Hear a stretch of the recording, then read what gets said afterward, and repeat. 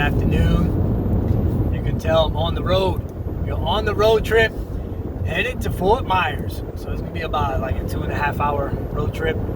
But today is day 25 of the 31 Day to Becoming a Better Man Challenge. And today's task is invest in your personal growth. And this is a great one too, because on different levels, right? For those of us that, we're entrepreneurs, whether we're self-employed, we're running our own businesses, right? It's key. It's key to continually, education is a lifelong process, right? Especially when you're running your own business. It's like even more crucial that you always continue to kind of educate yourself, whether it be reading, but today in particular, like Joel Gandara again, he's the author and the coach of the 31 Day Challenge, and what he's the action plan for today is that we got to pick 5 different events that we're going to go to and sign up for, right? Because a great example that Joel uses is that let's say if you owned a racehorse, right? If you owned your prize racehorse, what are you going to feed it, right? You're going to feed it the best food, hire vegetarians or veterinarians, I should say, the highest to make sure you keep a well-tuned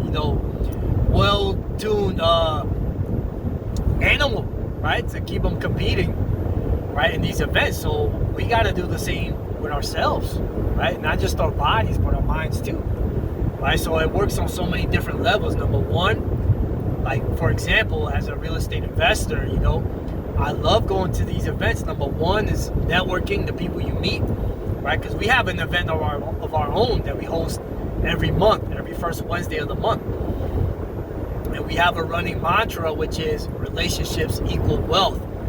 And we practice what we preach, especially investing on these multifamily deals where it's huge. Meaning it's not just a single family home you're investing in. We're investing in these properties where it's 100 units or more, right? So it's key to kind of not only establish those solid relationships, because we're pulling the wealth of several investors to knock down these big bad boys, right? So not only is it key to build those solid relationships, because you're not just trying to do a one-off, meaning you're not just trying to invest in one property. No, you're trying to invest in several properties and building those solid relationships where you continue to build and invest with each other over and over again, right? It's almost like a marriage, right? So the way you go about creating and building these relationships is going to these networking events where you meet like-minded individuals all focused on the same goal, right? And then you work on building those relationships. So that's number one. That's one reason why we love going to these events, is surrounding yourself by like-minded individuals to build those relationships. Number two is your personal growth and education and staying abreast of what's going on currently in the market. You never know what's going on, right?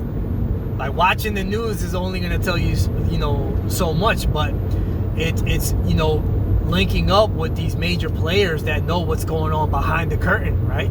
What's going on behind the curtain, and staying abreast before the general public knows what's about to happen, right? Which is key, right? You always want to stay ahead of the game. And number two, that also helps you whether or not you got to pivot and change your strategy of what you had planned, right? Which is another added benefit. But you're not going to find out unless you go to these types of events. So that's number two. And number three, another great example, like Joel said, and it's so true. You never really know what you're going to be picking up, because it may not benefit you today or tomorrow, but that one nugget, right, is kind of like you're adding tools to the toolbox. And you may never realize just taking away one nugget from that event may pay for that event 100 times fold, right? Just that one nugget that you picked up. But not only that, it may be 6 months from now that one nugget added benefit to your career or to your goal, right? Or to your path, whatever it may be, right? So what Joel's saying here is that, and it hits home, and it's a great point, that, you may not benefit, the whole event You may not benefit from the whole event, but as long as you pick up one nugget takeaway, may be the whole difference in what you had planned, right? It might make the whole difference.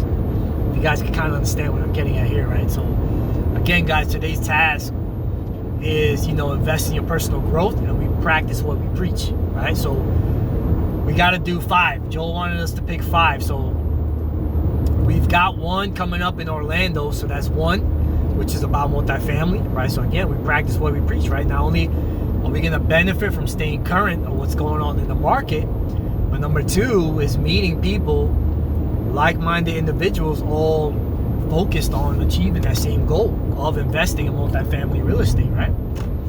So that one's coming up in Orlando in September. Second one, I got another meetup that I'm signing up to coming up next week. That one is going to be in Fort Lauderdale. So I got 3 more. I got to sign up for 3 more, right? So, another thing that in our group, we have a personal group, right? That keeps us accountable besides our accountability partner. And inside the group today, everybody's chiming in, talking about who's number 1. When you're thinking about personal growth, like the first name that always comes to mind is, of course, Tony Robbins, right?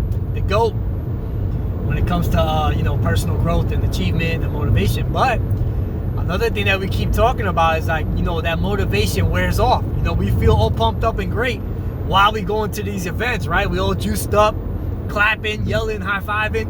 But then when we go back home, reality sets in, right? Like that stuff starts watering away, right? And number 1 is we got to be careful, because number 1, it may be caused by the people we're surrounding ourselves once we do get back home, right? So we got to protect ourselves. Number 1, we got to be, wary of who we're surrounding ourselves by. Number 2, we got to, kind of be, unfortunately, a little bit selfish on who we're sharing our time with, who we're sacrificing our time with. And number 3, at the end of the day, we're responsible for not so much the motivation, of keeping that motivation going, but it's more a disciplinary factor. We got to discipline ourselves, right? And keeping us going day after day. So discipline, at the end of the day, it's the key factor to the longevity of keeping us going. So we got to be disciplinarians to ourselves, right? So yeah, it's great. Inside our group, we have an accountability factor, which helps, right, to keep us going through this challenge. But at the end of the day, we got to be disciplinarians to ourselves, okay? So that being said, guys, again, I'll put the link below if you guys are interested in taking on the challenge yourself, right? Today's day 25. We only got a few more days to complete it. But again, right, once it's done, all the things we did all these days, it's going to take self-discipline to keep that change going, right? So that being said, guys, end of the day, like I always tell my students, trust your gut, follow your heart, bet on yourself, and double down. This is Diego Rodriguez signing out in the middle of nowhere as I'm making my way to Fort Myers. Peace, and we'll see you in the next one, guys. Be safe, be strong. We'll see you tomorrow. Hopefully after the fast is over, guys.